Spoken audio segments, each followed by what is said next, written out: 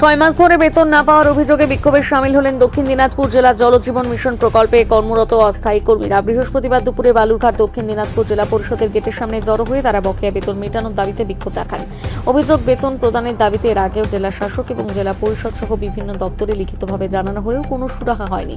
এদিন বিক্ষোভের পাশাপাশি যে সংস্থার অধীনে তারা কাজ করেন সেই সংস্থার দপ্তরের ঘরে তালা ঝুলিয়ে প্রতিবাদ জানায়।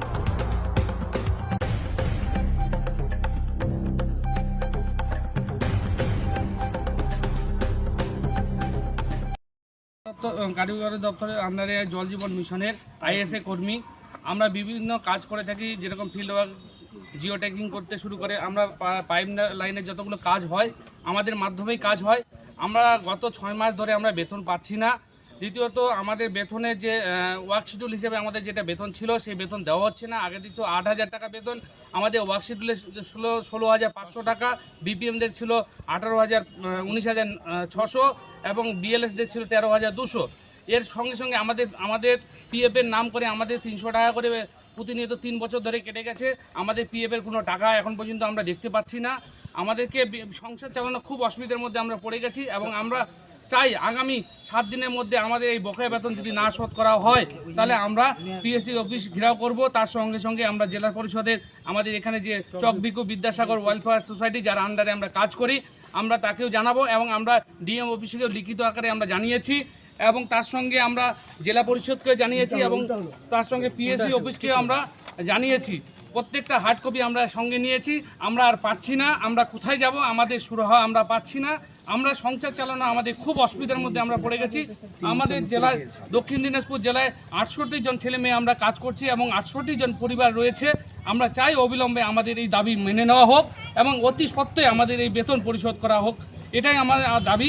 এবং 3 বছর ধরে আমাদের যে লুট করে যে টাকা খেয়েছে, আমরা চাই না যে এজেন্সি এভাবে সাধারণ আমাদের যে আইএসএ কর্মীদের টাকা মেরে খাক, আমরা চাচ্ছি না। আমরা এটাই চাই যে আমাদেরকে সরকারিভাবে কোনো সুযোগ সুবিধা দেওয়া হোক। আমি এটাই দাবি রাখি। আমি দক্ষিণ দিনাজপুর জেলার আইএনটিউসি ইউনিট, আমরা আইএসএ ইউনিট কমিটির প্রেসিডেন্ট থেকে, আমার নাম হচ্ছে কামরান আলী সরকার। আমি এটাই বার্তা রাখতে চাই আমাদের মাননীয় মুখ্যমন্ত্রী মমতা বন্দ্যোপাধ্যায়কে, একটা কথাই বলতে চাই যে আমাদের দেখুন আমরা আছি আপনাদের সঙ্গে এবং আমরা চাই আগামী দিন এই আইএসএ কর্মী প্রত্যেকে সংসার চালানো খুব সমস্যার মধ্যে হয়ে গেছে। প্রত্যেকে আমরা চাই যে আমাদের সংসার খুব অচল হয়ে গেছে। 6 মাস ধরে আমরা বেতন পাচ্ছি না, আমরা কিভাবে চলবো?